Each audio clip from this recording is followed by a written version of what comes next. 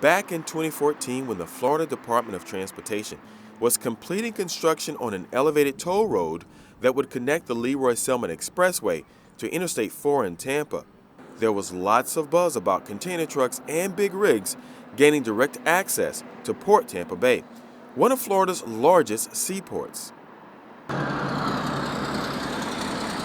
But while the wheels of progress were turning, some were beginning to wonder if they had been overlooked. I hope they felt a little bit of responsibility to make it look like something other than a giant brick wall or block wall. The waterside hamlet of Palmetto Beach is nestled between the expressway, the port, and McKay Bay.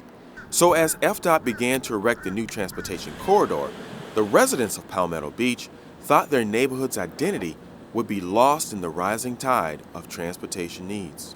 The road is really right on in the neighborhood.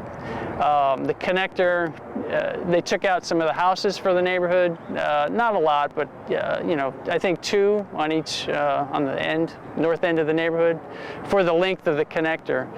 So it's literally right on us. Before long, residents were discussing the corridor's impact with FDOT administrators. Out of their conversations grew a partnership with the City of Tampa's Art Programs Division and a pretty good idea. As part of the urban design guidelines, we had an opportunity to actually add art in this project. What we've chosen and worked with the local community on was the cargo panel walls, as you can see. What these represent is the door view of a Connex box that you frequently see stacked up at the ports. The residents of Palmetto Beach thought that the cargo panels were a nice touch to the corridor's off-ramp. But that's not all. Rob and I with the Art Programs Division, working with the people in the neighborhood, commissioned artist Stephen Hayford to design a mural that would be placed over a portion of the off-ramp's cargo paneling. Hayford has a very unique way of approaching his projects. Anytime I start something like this that's reflective of a community, I start with driving through, looking at the architecture, looking at how people interact with each other on the street, vegetation, everything.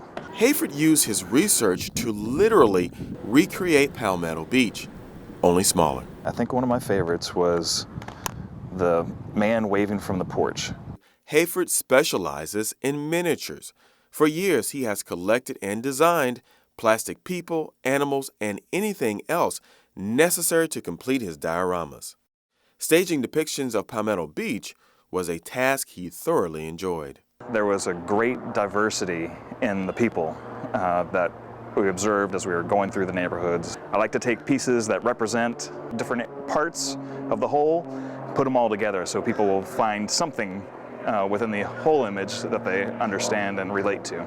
Finally, this waterside hamlet had found its champion, and the community had gained new visibility. The artist captured the scale of the community. It's the smaller houses, the feel of walking down a street, the scene within the artwork. There are people walking their dogs, things like that. So he picked up some of the activities that the community members go through day in and day out.